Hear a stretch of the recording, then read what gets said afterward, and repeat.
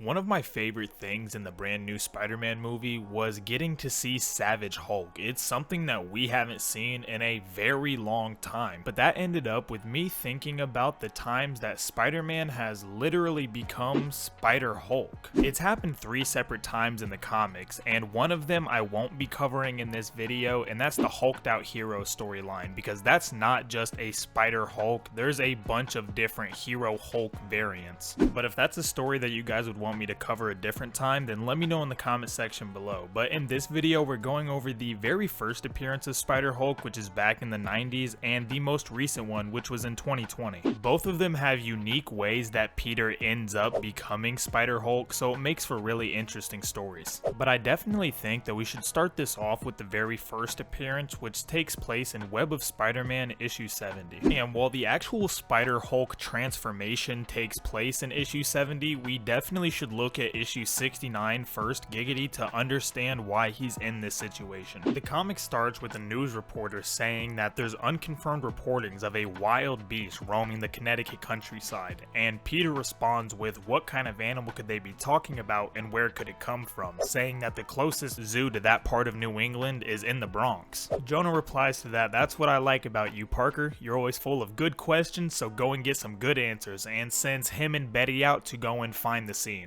And after this, we see someone at the Cyber Biokinetic Institute of Greater New York Incorporated, what a mouthful, saying that this beast could be the perfect event he's been looking for. And his villainous motive comes from the fact that while he has literally no evidence to prove it, he fully believes that the Fantastic Four caused his brother's death, because this device that he's using was originally going to be used to try and extract energy from Ben Grimm, the Thing. But as you guys probably guessed, that giant beast that they were speaking of was obviously the Hulk, and he eventually gets tired running from the police for so long that he starts to bunker down in an old log cabin with Betty Banner. And that scientist from earlier heads to the scene and starts to track down the Hulk's exact location using that device that he was speaking of. And once he gets into the cabin, he sees Banner and his wife fast asleep, so he puts the device onto Banner's head and, as states,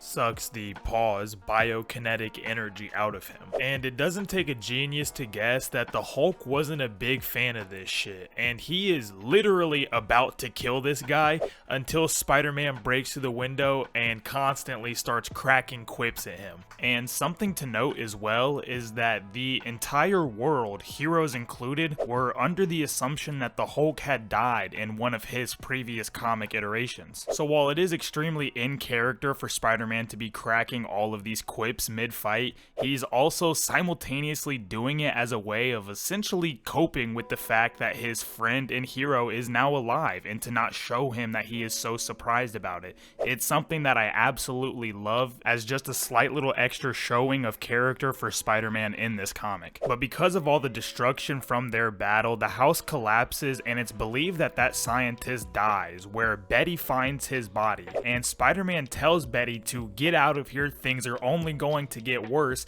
and so she picks up the device that the scientist had on her way out and bumps it into Spider-Man. And unbeknownst to Spider-Man, this implanted the Hulk DNA inside of him and messes up his spider sense, so Hulk beats the piss out of him from here, tossing him out of the cabin into a lake, literally stomping on him in that lake, and then afterwards choking him out trying to drown him. And after getting the absolute worst end of the stick for this scenario, he still comes out of the lake 2 minutes later popping quirks, but saying that he has a weird itch on his back that won't go away, which now sets us up for issue 70 for the first official appearance of Spider-Hulk. The comic starts with Spider-Man on the side of a train holding the biokinetic energy absorber, pretty confused about what's even been happening throughout his entire day. He talks about how the last thing he remembers was he was supposed to be taking pictures in Connecticut about some beast that turned out to be the Hulk. The Hulk beat the absolute piss out of him, and then he woke up with somebody dead who was was the scientist from the last article and the aforementioned thingy, but he knew that the police would eventually find the dead body with all of the rampage that happened there,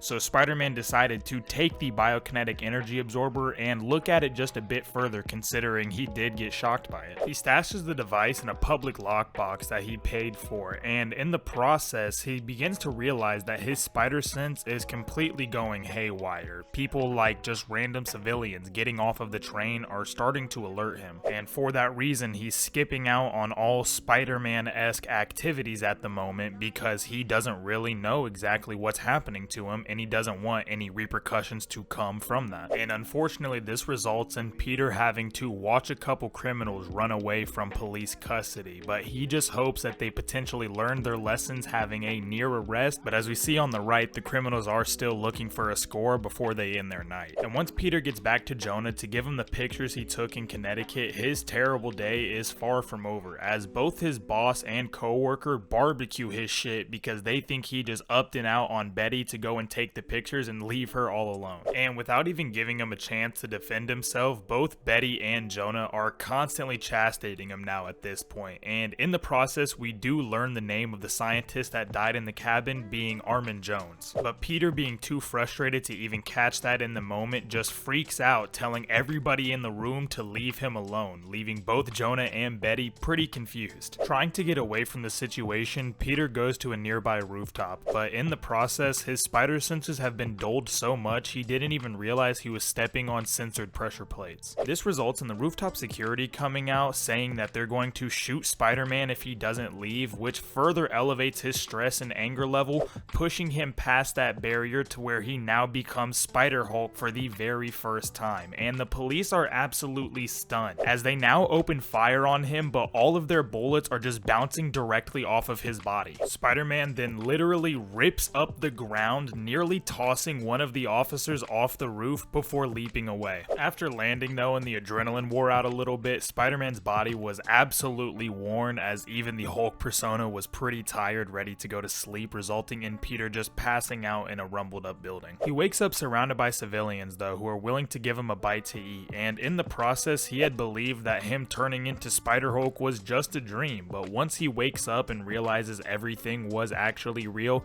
he needs to go back to the thing that zapped him and ask Betty about that scientist. Peter then shows up at Betty's apartment where he's able to learn exactly what that device Armin Jones was working on is, and able to get his address from Betty's notes afterwards. Peter is then able to go to Armin's lab, and in the process does find his notes on his biokinetic energy transfer machine, but sets off a secondary alarm in the process. And the shock and danger from setting off the secondary alarm nearly triggers another Spider-Hulk transformation, but Peter is able to get out of there and calm himself down before fully becoming Spider-Hulk, and in the process starts to read Armin Jones' notes on the biokinetic energy transfer machine before realizing that the only way to bring him back to normal is to reuse the machine on himself. But unfortunately for Peter, the same criminals that he saw escape police custody earlier are the same criminals that actually stole that device out of the paid locker that he put it in. And once Peter shows up to the scene to check the locker for the device, realizing that it's been stolen, the anger that this brings him transforms him into Spider-Hulk again, where he luckily spares the old person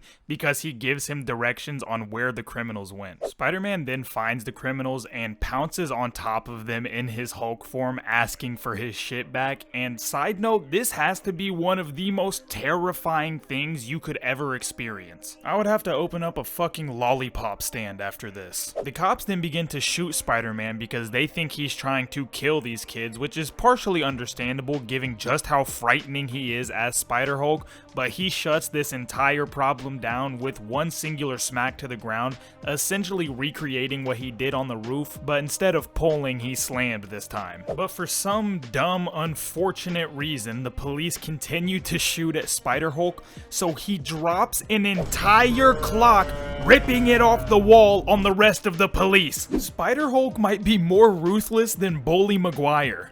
I'm gonna put some dirt in your eye. Spider-Man then desperately reaches for the device to change himself back to normal and is able to do so, but in the process completely destroys the device when changing back into regular Spider-Man. And this successfully removed all of the Hulk's energy out of him entirely. It completely made him back to the regular Peter Parker that we all love, though it did probably hurt his New York's most cuddliest hero reputation. If you've made it this far in the video, you're probably enjoying it, so leaving a like or subscribe really means the world to me, and pressing that hype button on mobile is a great way of helping a small creator like me out. But let's get right back into the video. The next comic we'll look at is the Immortal Hulk Great Power in 2020, and in this one, instead of using some electronic device or science to get it done, it's actually Loki who does it using his magic and ripping the Hulk personality out of Banner and placing it inside of Peter Parker instead. The comic starts with Bruce Banner waking up in a crater with tattered clothes, being completely confused on how he even got here,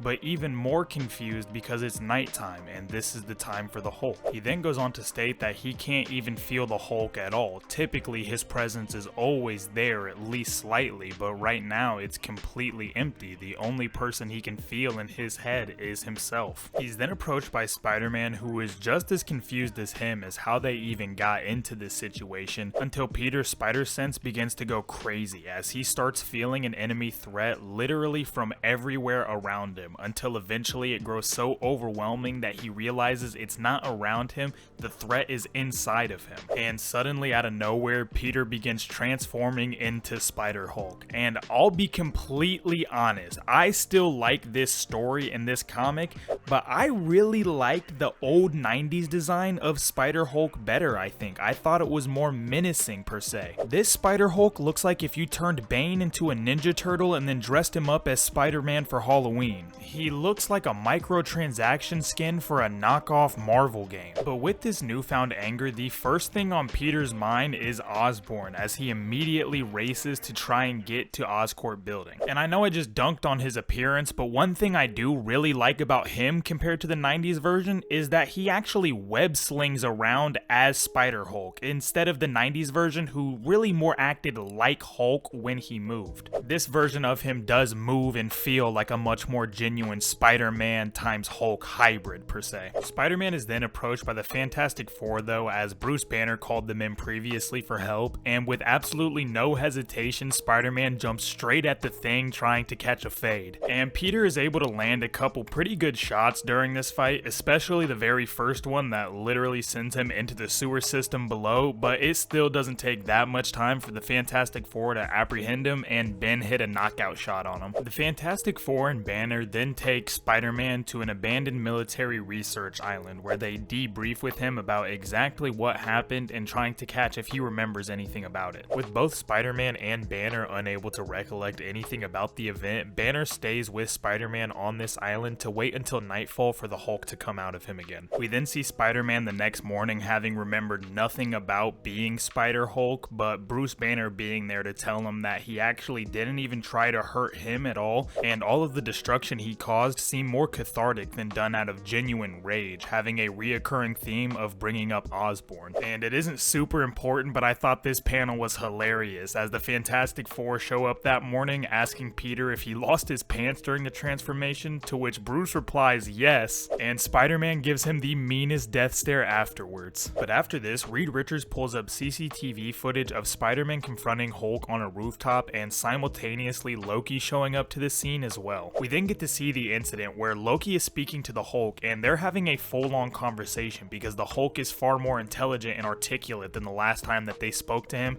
and Loki says that you're different and I can finally sense it. The source of your power is just energy and I can reach it. And that's exactly what he does as he rips the Hulk personification out of Bruce Banner's body. We then come back to the present where Johnny has to give everybody a change of clothes and Banner gets a Fantastic Four like t-shirt that you'd find at Kroger Kroger, and Spider-Man makes the joke that it kinda looks like they all can't count. And after this, they go to confront Loki, where he immediately asks them if they're unable to count, but they inform him that when they push the gamma radiation out of Banner's body, it actually transferred to Peter Parker's instead, and Loki is genuinely confused by this. While he does have an explanation for it, saying that Earth has a stupid rule with magic that it must pay an equal price, he still had no actual genuine intention on giving Peter Parker the Hulk personification. But at the same time, he lets him know that the magic can't reach him, and if he does try and rip this out of him, he has no control where it could go and could potentially make this situation far worse. But with magic failing them again, they go back to what they know best, and that is science. And I find it hilarious that Banner asked, no offense, but should Spider-Man really be part of this brainstorming session? And immediately within the next panel, he has a completely correct hypothesis that solves the problem, and Banner is completely stunned. But after that, Banner then talks about how his Hulk is like a battery, and it's actually absorbing gamma radiation in different ways. But this gives everyone the idea of locking Banner in a containment box and trying to essentially kickstart his Hulk again by feeding it gamma radiation. And something I have to bring up is before they actually start the experiment, Spider-Man offers to Bruce that he could keep the Hulk personification and that he doesn't see why it makes it any better for him to have to go through that instead. And Banner replies that he's extremely thankful for the offer, but the Hulk isn't his burden to bear, it's his own. And I absolutely love this because it speaks volumes about both of their characters. Peter's willing to take on a threat that's bigger than he could even imagine, something that he quite literally cannot control, and Banner, the only thing he's ever wanted is to be a normal person, to live a normal life, and Spider-Man offers him that out and tells him that it's not his burden to bear. I think it just speaks volumes about who they are and why these characters deserve to be the heroes. But with the sentimentalism out the way, the fight finally begins as night falls and Peter launches off the gamma bomb, and immediately when the fight starts, Spider-Hulk begins to taunt Bruce, the real Hulk, saying, "Come get it, little Hulk." He then follows this up with a bitch smack that sends the Hulk flying through concrete and nearly hits him with a double hand kill shot. But just from these brief moments of fighting with him, Bruce was able to pick up so much gamma from Spider-Hulk that it takes nearly no time after this to overpower him, and once he does, he gets him into a headlock and fully absorbs the Hulk gamma out of Peter's body. And soon after this, they both revert back to their original forms, with the Hulk personification being completely rid of Peter's body, but Spider-Man now finding a newfound respect and understanding for exactly what Bruce goes through on a daily basis. And after this, Spider-Man stays with Bruce as he fades into the Hulk, and this is where we get that iconic panel where the Hulk remembers who Peter Parker is, even though the entire world forgot, which was a good teaser to show exactly what happened in Spider-Man Brand New Day, especially considering this came out 6 years previous to that. But if there's any other times that Spider-Man has become Spider-Hulk other than the Hulked Out Heroes comics, then let me know, and if you want to see me cover that, like I said, let me know in the comment section below. But with all that out the way, man, I appreciate you guys for watching this video. I'm gonna see you guys soon with another. You have an absolutely blessed day. Deuces.